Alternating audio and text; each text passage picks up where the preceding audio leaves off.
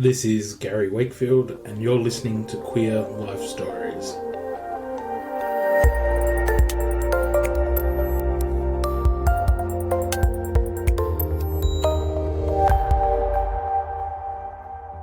I'm Abbie, I'm 50, just recently turned 50, and I identify, I suppose, as queer. I strongly identify as lesbian, but it's all over the spectrum, and queer seems to cover a lot of the different elements of that.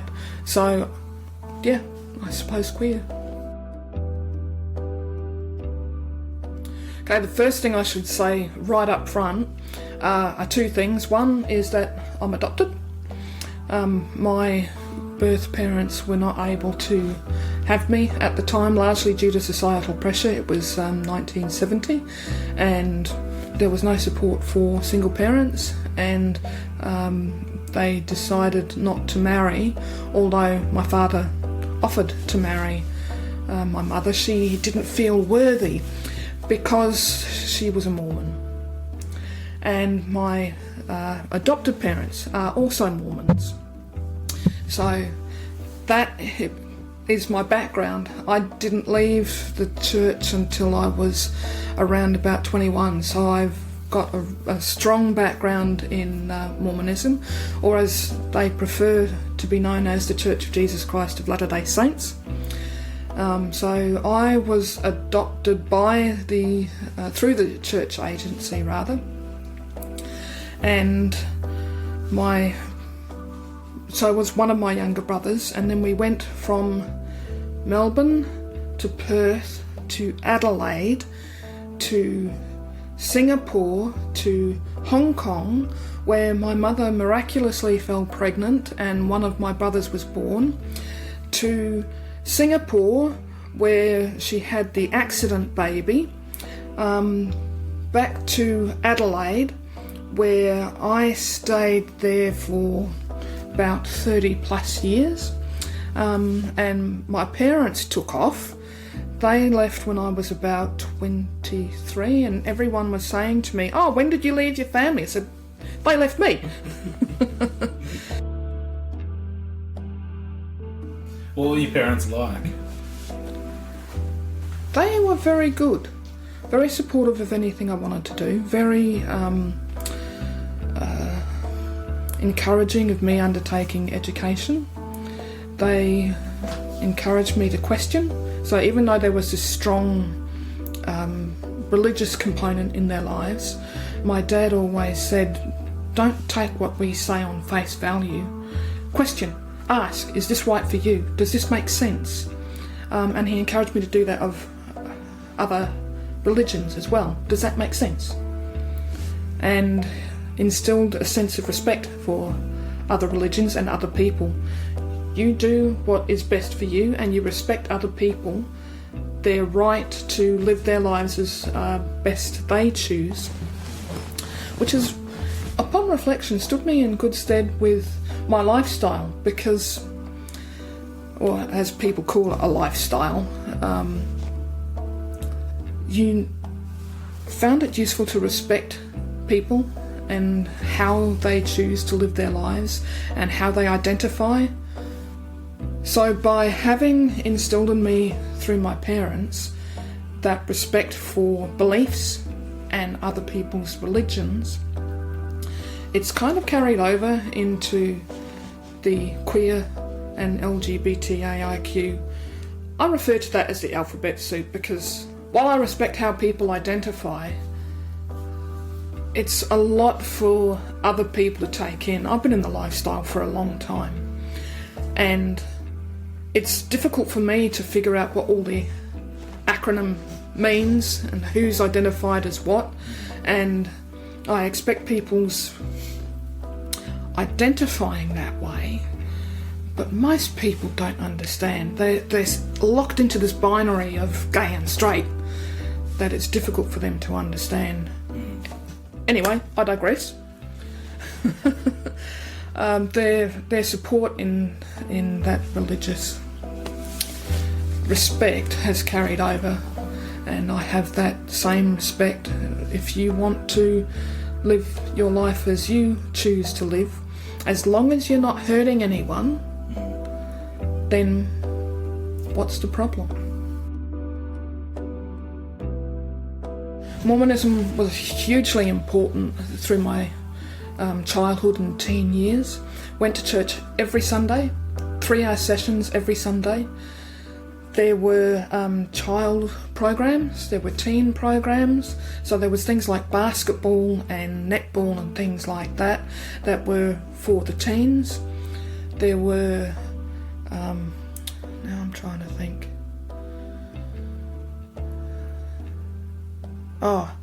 In my teens, while I was doing high school, they have something called seminary, which is you get up at 6 o'clock in the morning and you study scriptures for an hour before you go to school.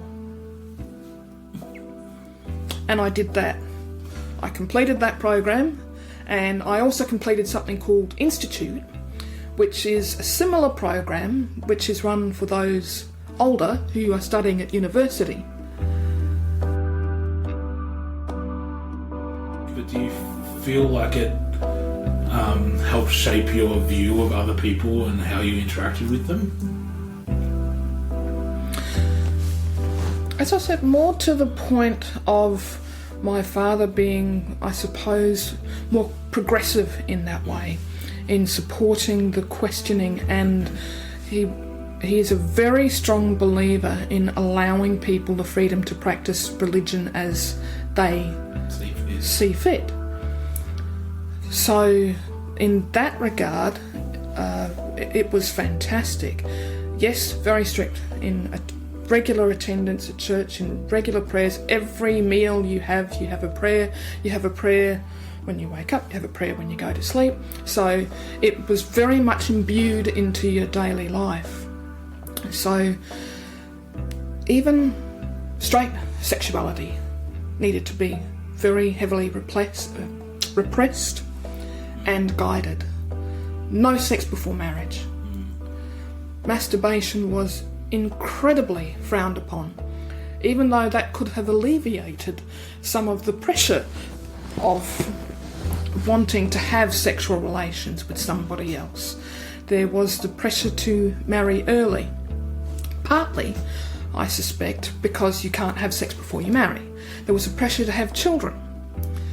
So there's those things that weren't necessarily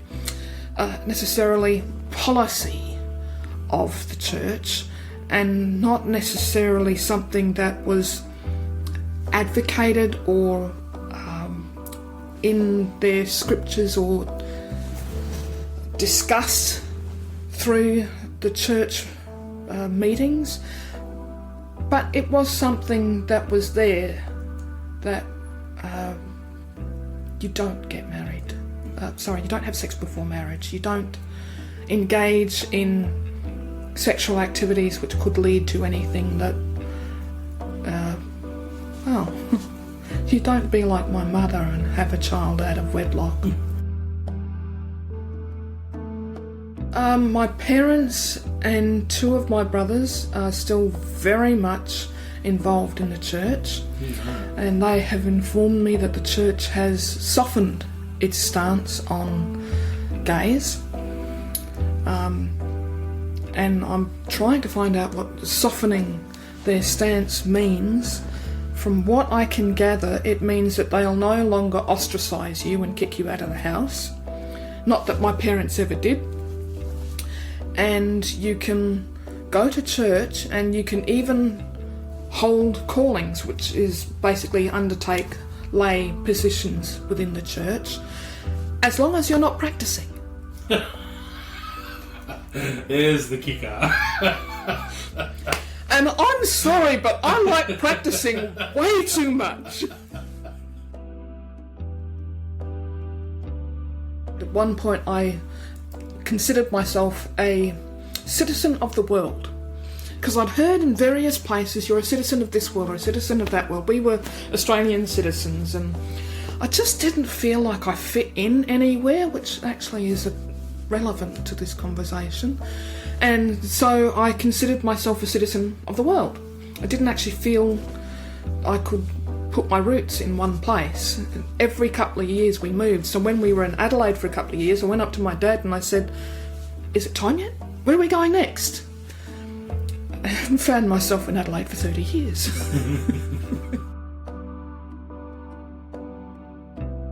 From the time I asked about where did I come from, I was given the normal birds and bees story, age appropriate as things went on, but I was also told you came to the family a different way. And I was told about adoption and that my birth parents couldn't care for me, and so they cared for me. They were always very respectful that my parents couldn't care for me. So I didn't feel like I had been abandoned, and I didn't feel like they didn't want me, so just gave me up. It was a case of, well, hey, we all agreed this would be the best thing to happen, so this is what's happening, and you're a very much valued and wanted member of the family. And I had a good position in the family. I was the eldest and the only girl, so hey, who am I to complain? How I found my mother was 21 years later. I didn't want to hurt my family at all, and I didn't want to intrude on her family, because I'd heard enough stories of mothers who just didn't want to go there. That part of their lives had been sealed up, throw it away, don't want to know about it anymore. So I didn't want to interfere with anything like that. I didn't know how it would go, but I wanted the answers. What happened? Why? More importantly, what's my medical history? Because that came up every single time I'd go to the doctor and they'd say, "What's your medical history?" I don't know. I'm adopted. So, what? So, I had decided that with my 21st birthday coming up, I wanted some of these answers. They had a group called Jigsaw that put people in touch with each other. That largely depended on the goodwill of both people. They didn't have things like the DNA tracing that they do now. But because I had been adopted through the church's adoption agency, the church still maintained records, and you could still contact the agency, and if both agreed, then go for your lives. When I contacted them, I found out that she had contacted them when I was 15. Well, that ticked the box for me. I wasn't going to do anything unless she was okay with it. Seeing as she tried to find me when I was 15, but had stayed away out of respect for me and my family, I thought, well, that's it. So I asked the agency to pass my number, and we spoke for the very first time on my 21st birthday. So that was pretty good. And we did all the question, where were you, how did... One of the important things was answered for me was, did you think of me on my birthday? And it turns out that both of us had been thinking about each other on my birthday, which was a nice connection to make, especially when I was overseas. Knowing that I was overseas and I was thinking of her and she was here and was thinking of me, that was pretty good. Then she says, "Do you want to know your father?" I was completely gobsmacked. My father, I mean, it was treasure finding my mother, but you never hear of people finding their fathers and connecting with their fathers. Yeah, sure. How did you find that out? Oh, well, he lives in Balmain in Sydney. I knew where he was. I said, she called him up and said, "I've met our daughter. Do you want to be in contact?" He did. So I'm in contact with both my mother and my father. So it's pretty good. You never hear of stories like that, or rarely hear of stories like that. So she hasn't had any other children, so I'm the golden child there. And my father has had 2 sons to his first marriage, and, well, I should say his only marriage, and he has had a daughter to his current partner, and they've been together for 30 plus years. So I can finally say I have a sister. I haven't been in touch with one of my brothers for quite some years, but then he lives in Abu Dhabi. So, but one of them he's the connector. He keeps all of us in touch with everybody else and says, this is what so-and-so is doing, this is what is happening. And on special days, Father's Days, birthdays, Christmases, that sort of thing, always in contact with him. So, yeah, I'm very lucky, very, very blessed. Much like most people, there were inklings, dreams, a little thing, oh, I wonder what it would be like to kiss that person. Oh, hang on, no, I can't think that way. Oh, I find myself looking at catalogues. Oh, that's a nice bra. Oh, that's a nice breast. Little things like that to kind of give you a hint, but no, I can't possibly be like that.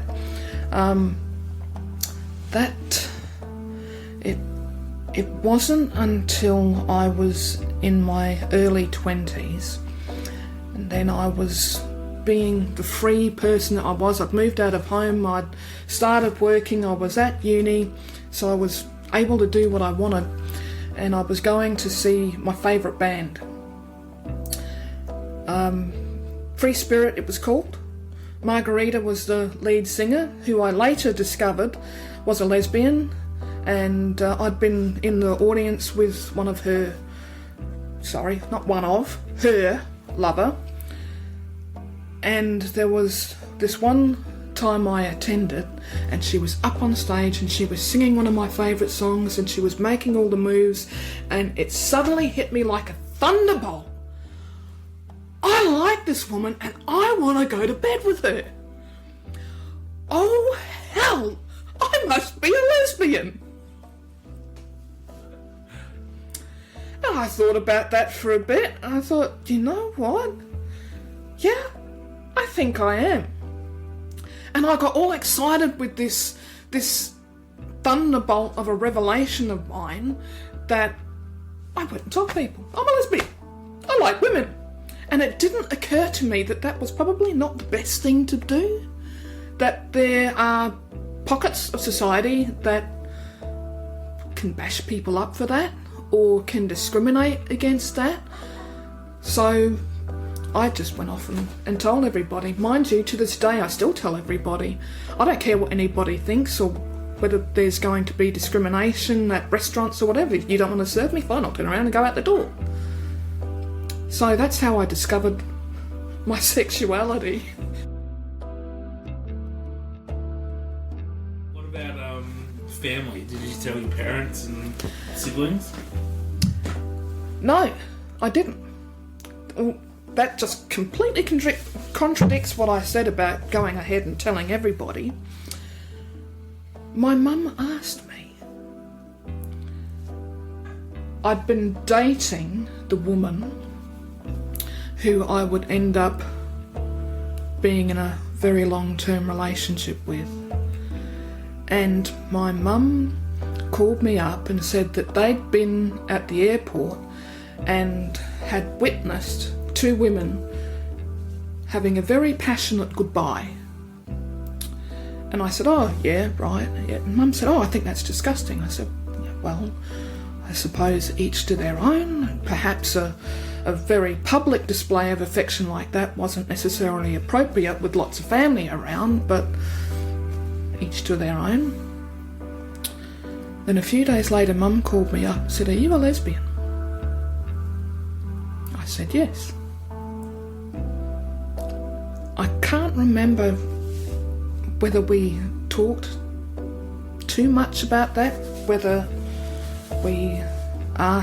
she asked whether I was seeing anyone or when it happened, as if this is something that can just happen, and what her feelings were about it.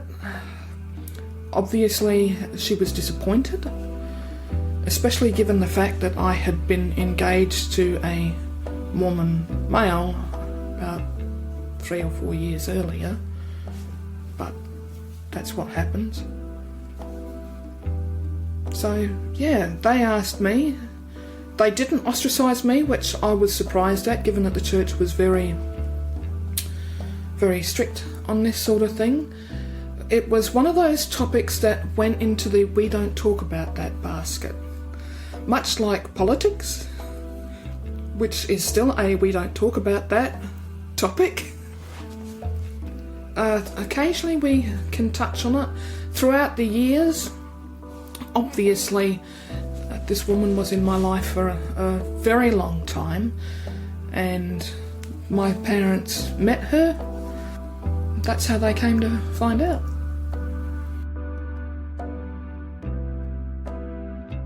How old were you when you got to Adelaide? 15. I went to school there, was 15. So it was in my late teens that I started to realise maybe there might be something there, but hey, repress it. If you have ever seen the Book of Mormon, the musical, there's one song there about tamping feelings down. It's a little Mormon trick. That is very, very true. To get confused because of thoughts in your head. Don't feel those feelings. Hold them in instead. Turn it off like a light switch. Just go click. It's a cool little Mormon trick.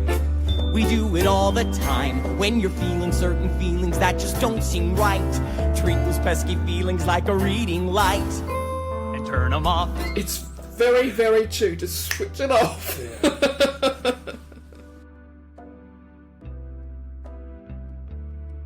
I wasn't too quiet, I wasn't too loud when I was in university. That was when I discovered my sexuality.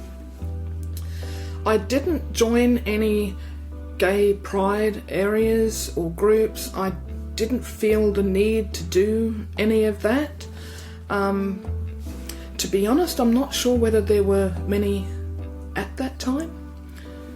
You see a lot of gay LGBTIQ groups around the place now, but there were very few then and very hard to find.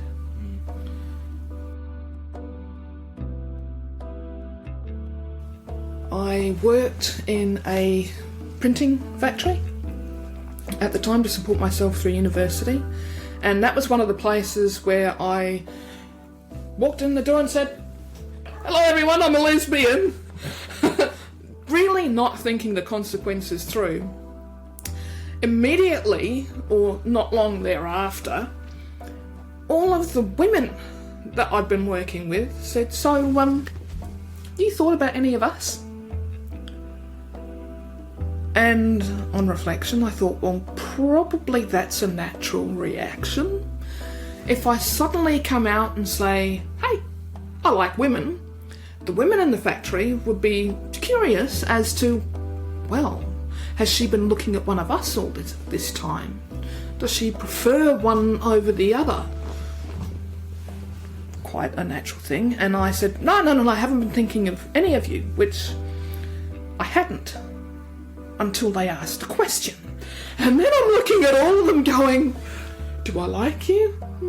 Do I like you? Well, no, I'm not really into you. You might be okay. And then there was one night where I was working, and one of them, I gotta say, was a stunner. A little bit taller than me, long red hair. And then I was hit with, I suppose, a feeling of jealousy or a feeling of inadequacy that people get when they're dating. But I had never considered that this could occur in two ways. I thought, I'm never going to get a woman like you, and I'm never going to be a woman like you. And it was such an odd feeling to feel inadequate in those two ways. So, surprisingly, or maybe not surprisingly, I did meet my partner there. But she was not one of the ones that I had considered, yeah, maybe. I'd pretty much shut any feelings of looking at anyone there because I didn't think it appropriate in the workplace, and I didn't want any more questions like, what do you think of so-and-so, or hey, hang on. But yeah, I did meet my partner there.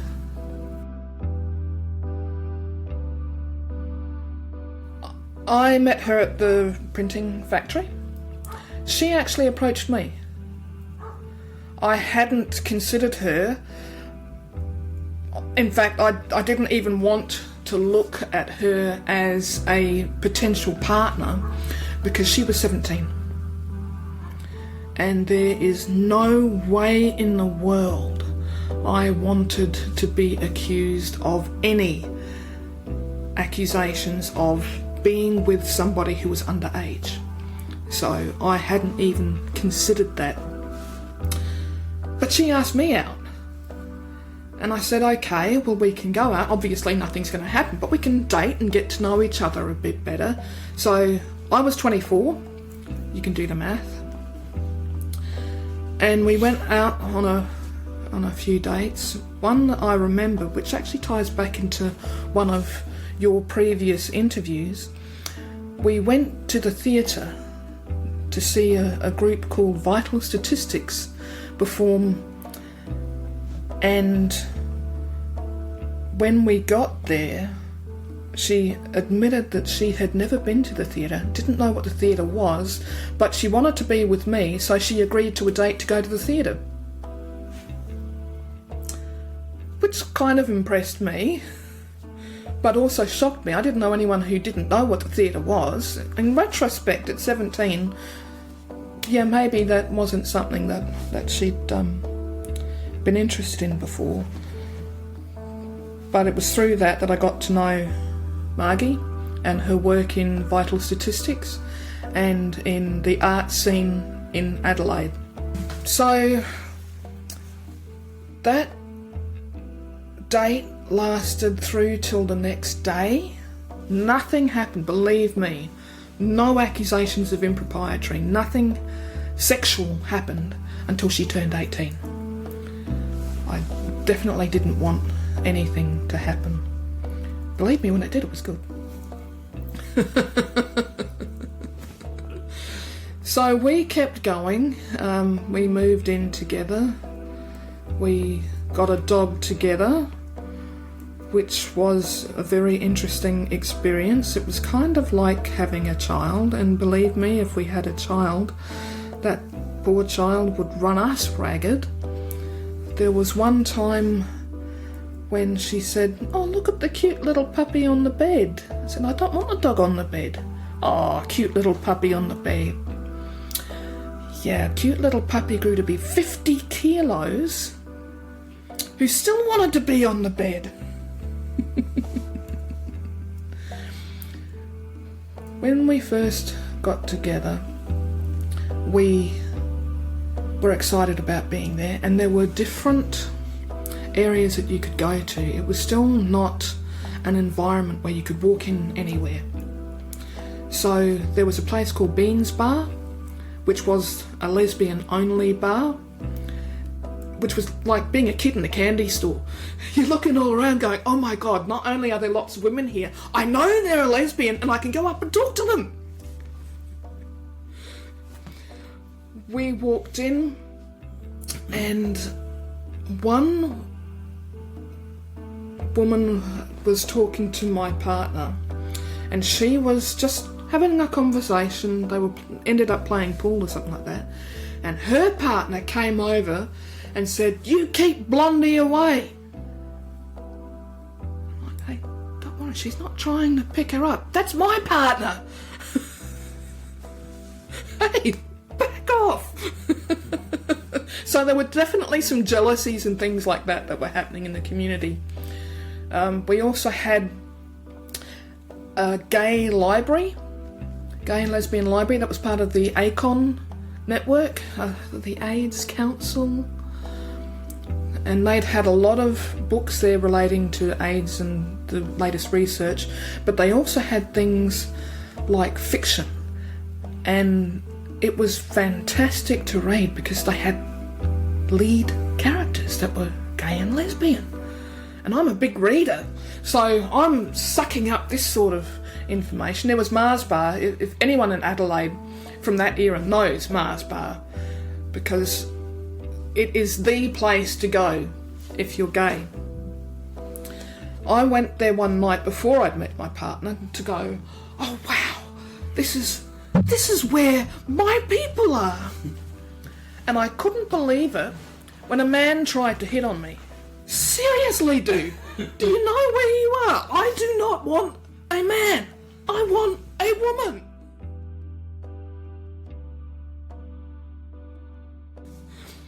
I did take her to Mars Bar. We danced and we got our song from there because we danced. It was our first dance and song and kiss. And I wanted to show her the drag shows, so we stayed quite late. So there were little places like this that existed in Adelaide at the time. Even though they existed, we still wanted access to places where it wouldn't feel like we were in a goldfish bowl. I wasn't reticent about holding my partner's hand. So we'd go shopping and I'd hold her hand. But it felt like every person was looking at us and looking at us holding hands and giving us that look like, oh, you're one of those people. Stay away from me, I might catch your disease. That started happening less and less. And I began to think that that was probably because they were accepting us as the local lesbians. Right, yep, they're there, we know who they are, they're harmless, don't worry about them. As time went on, I think it became more that society recognised more of us and were more accepting. Holding hands was no big deal. It's not shoving our lifestyle down your throat. It's, if you're gonna hold your husband's, your partner's hand, we can hold our partner's hand. What's the big deal? Later, in the last 3 years, someone said to me, why did you feel like a goldfish bowl? Why? It's no big deal. Everyone's whoever they are. I said, you're talking about what's happening now, not what was happening then. So even in that 23 years, there's been a huge shift in how the society views gays and lesbians and LGBTIAQ. They're starting to recognise, oh, hang on, yeah, it's gay, they're straight, but we're the same people with the same needs and the same expression.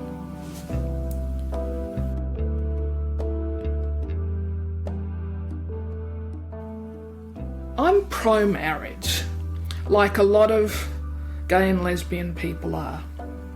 And the whole pro-marriage referendum and movement and all that sort of stuff, I was definitely with everybody. I was signing the petitions, doing the whole bit. But I couldn't wait. I didn't want somebody to say whether or not it was going to be legal. I wanted that commitment, that family, that display of affection, that being able to say to my partner and hear from my partner in front of our families and friends that this is a commitment that we are making to each other. So we did. We had what we called a commitment ceremony. And my God, the decisions you have to make to get married? I didn't know you had to make so many. Where are you going to have it? Who's going to be your celebrant? How many family and friends do you want? Where are you going to put the reception? How many people are you going to have at particular tables? Where do you want each person to be sat? What do you want to eat? Do you want to have an entree? Do you want to have a mains? Do you want to have desserts? Hey, you've got some people here who are vegetarians. Are you going to have a separate menu for them? Are you going to pay for the bar? Is it going to be a bring your own?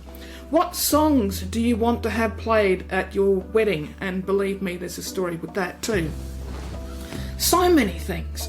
There were some things though that we decided straight up. For me, yes, I wanted the traditional white, but I am nowhere near a woman in that regard. When I was a child, I was considered a tomboy, a badge I wear with pride, and I'm definitely not a femme. I wouldn't go all the way butch. I don't use tools that much. But I've always loved coat and tails. So we both ended up wearing white coat and tails that we hired from a specialty shop. And my favourite colour is red, so I wore a red vest. Her favourite colour is black, so she wore a black vest. There was no top hat, but we decided that what would happen would be we would each come in. We wouldn't have one or the other waiting at the end. We would each come in. She came in on her mother's arm, and I came in on my birth mother's arm. And we met at the top. I didn't invite my adopted family because I didn't want their negativity contaminating the wedding. Again, to my surprise, my mother showed up, and I didn't realise how much I had actually wanted her there. So when she knocked on my door, I just gave her the biggest hug. I had tears streaming down my face, and she sat in the front and she watched it. She didn't say anything negative, she just was there. And I suppose because she hadn't been invited, she left after the ceremony. But we had written our vows. Correction. I wrote the vows and she had agreed with them. And it was amazing how reading those in front of the other, exchanging rings in front of a room full of your friends and family, makes you feel married, even though it's not legal. It was just incredible. And then we had the reception, and everyone seemed to have a good time, dancing and all that sort of stuff. And I decided, look, I was getting a bit tired. I wanted to get onto the next bit of the wedding day shenanigans, and said, oh, how about we go now? She said, no, I'm having too much fun dancing. So I had to remind her what a wedding night was for. Oh, okay, right, let's go. And we'd wanted the song from the graduation, I've had the best time of my life. So we'd asked for that to be played. It was a song that every high school was using at the time, you know, thanks for being here. And I thought that would be a good song to leave, thanks to all the people that came to the wedding. As we were leaving, the DJ played Good Riddance. I could not believe it. I was leaving my own wedding to the song of Good Riddance. It was another song that was on the same album, and he hadn't realised.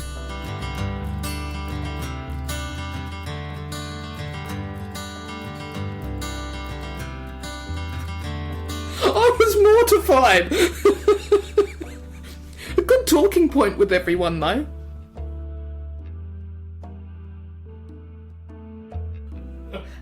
We had our photos taken at Ayers House, which is a very well-known historical establishment in Adelaide.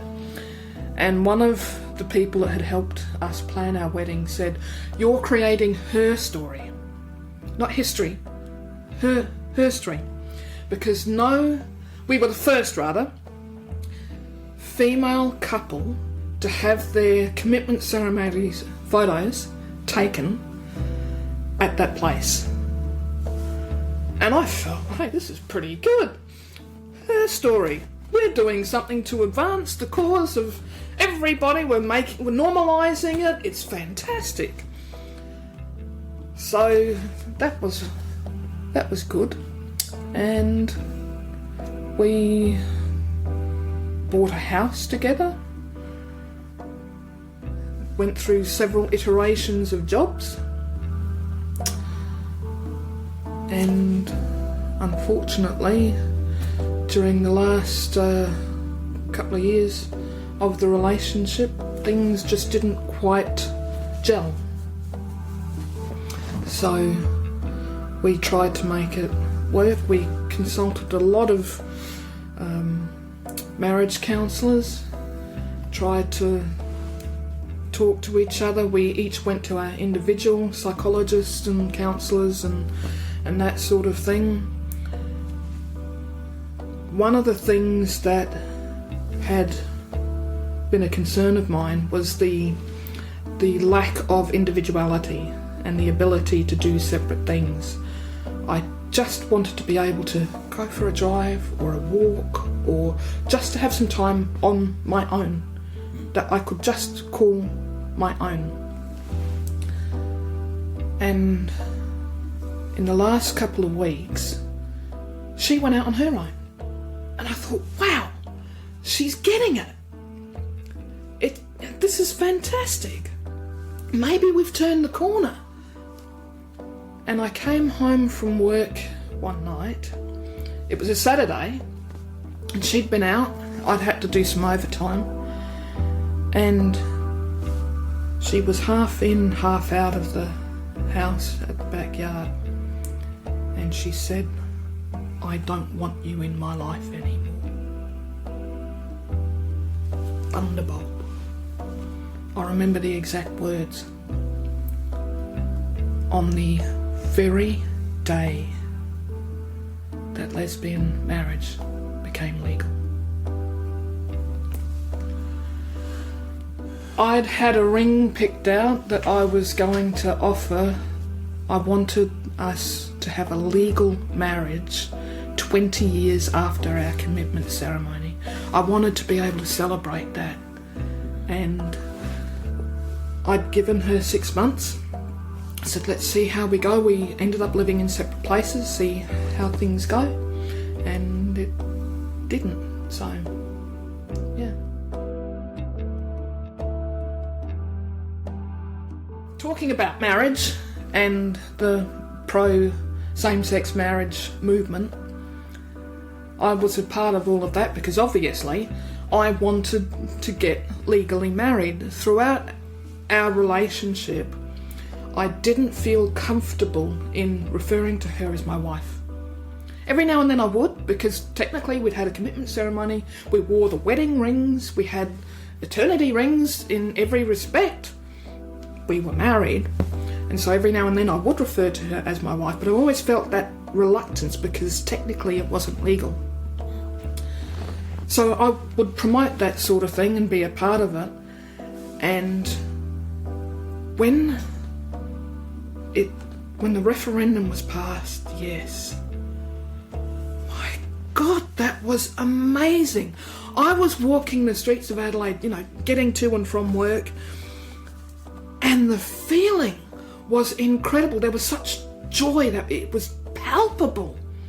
And you could tell the people that had fought for it, you could tell, honestly, the people that were on the spectrum, gay, lesbian, they had such beaming faces all over, and if they saw somebody else with a smile like that, they'd go over and hug them. Didn't know them from a bar of soap, it didn't matter.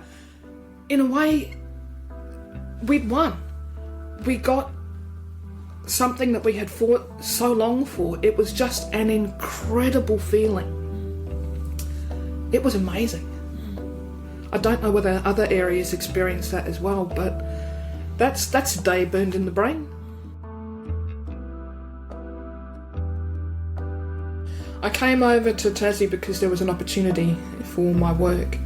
I work in the emergency management sector, and it's hard to come by in terms of employment. They're like gold. It's a field in which people are very passionate, very experienced, very qualified.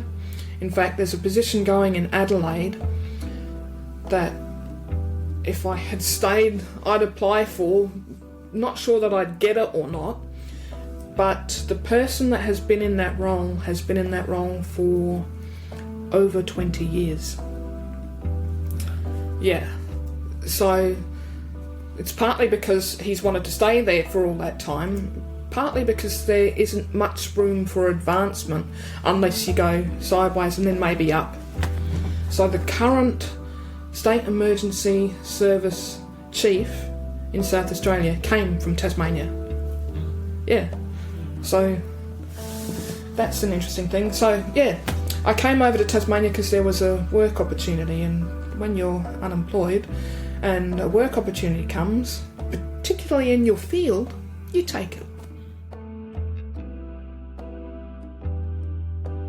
One of the things when I was talking about how we had Beans Bar and Mars Bar and there were little places that we had, I recall somebody, a gay man, saying that they had felt some loss, that because of all of this, the general acceptance that there were some places that had closed down. Apparently there were more before Mars Bar was there, and the old handkerchief system of, hey, this means I'm interested in this means I'm interested in that.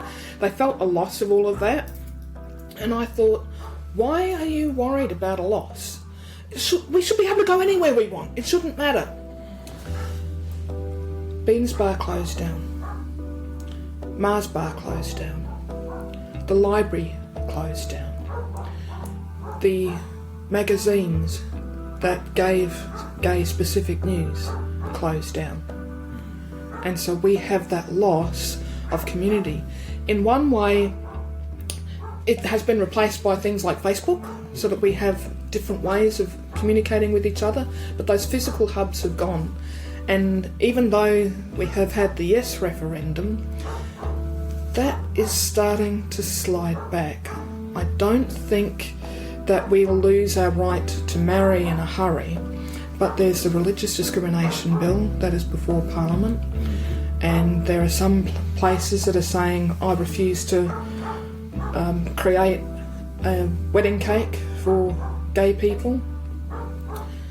There are some areas, some pockets that you're starting to see people are having to be careful about where they walk and how they display affection. I remember one of my friends saying, well, now that you've got it, you don't need to worry about it. No, the rise of the right is happening, and in some ways I'm having to be more careful in some places than I was before. I think the time I came out, people were becoming aware of things like discrimination and of the need to, in some cases, be over welcoming. So I didn't experience any feeling that I could not get to where I wanted to go because of my sexuality. I had considered that there might be some areas where that might occur. One of my early jobs, I was invited to a dinner and partners were welcome. So I went to my boss and I said, you know how you said partners are welcome? And she said, yeah. I said, well, my partner is the same sex. Oh yeah, that's fine. Come on, bring her along. Great! So in all my subsequent workplaces, I've just said, well, I'm a lesbian, I have a female partner. Basically, if you've got a problem with that, it's your problem, not mine.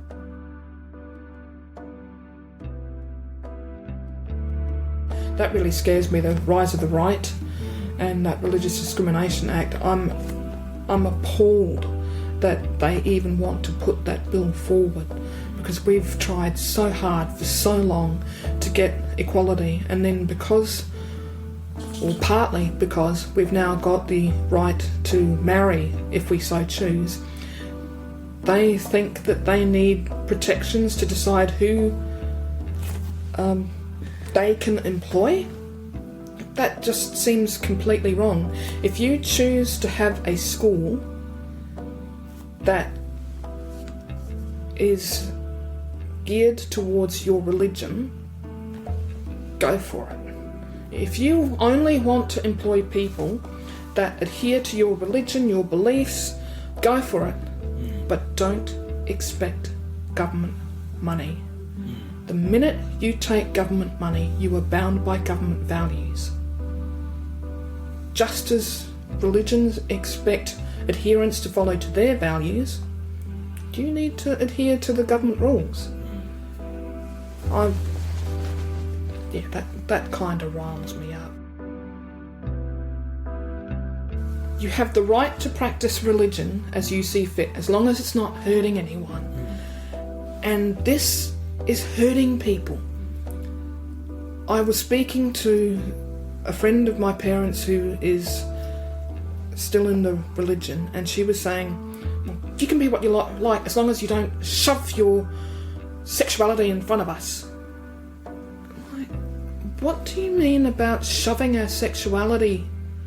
What, we kiss our partners goodbye when we get out of the car, when they drop us off at work? We hold hands when we're in public, when we go shopping? How is that shoving our sexuality down your throat? We want to buy a cake for our wedding. How is that us shoving our sexuality down your throat? You shove your sexuality down our throats all the time.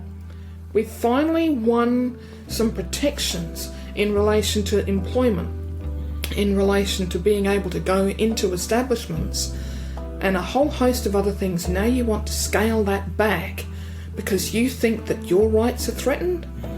I'm sorry, but religion has quashed us for millennia. And the minute you think your rights are being threatened in some way, you need protection? Nah, that doesn't wash with me. So anyone who feels as strongly as you and I do on this issue, write to your MPs, for goodness sake. Sign any petitions that come along. We can't let this happen, or if it does happen, we have to fight to the teeth. Again, if I can just add one thing, she will be very upset if I don't mention this. I have been very, very fortunate, and I have found myself a lovely partner who is just amazing and has understood my background and has supported me in what I've done, even though I've come 1,208 kilometres away from her, has said, you need to do this, you go ahead, and has offered me that support and that shoulder, and that love that I've needed. Any final message for anyone listening? Talk to people. Talk to someone you trust. Find those groups, whether it be on Facebook or on university campuses or somewhere else, and talk to them. There are plenty of Pride days, Pride picnics, groups that are there that you may identify with more than the other. Just go. Even if you just cower in the corner for a little bit. As you do that more and more, as you talk to people more and more, which is, I know, very, very difficult to do, but you'll start to feel more comfortable. You'll start to meet people that will welcome you, that will listen to you, and that will help you feel a little bit more comfortable until you can become established and you can feel comfortable in your own skin and be who you need to be. Don't be afraid to be who you are.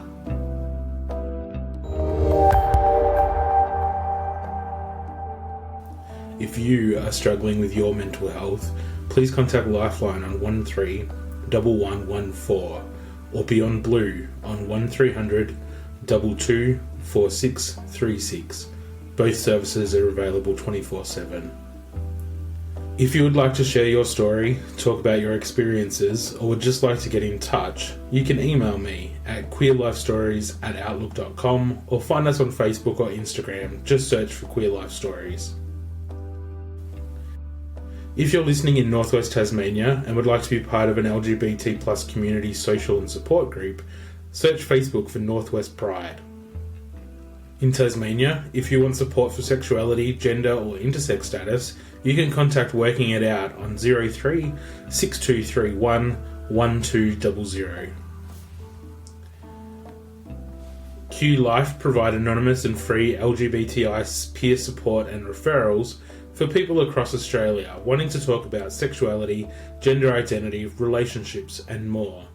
They're available 3 p.m. to midnight every day on 1800 184 527 or web chat with them at qlife.com.au. You can hear future episodes of Queer Life Stories at Stitcher, Spotify, Apple Podcasts, or wherever you get your podcasts from. Please follow, rate and review. It does really help. We will be back soon. Take care of yourself and each other.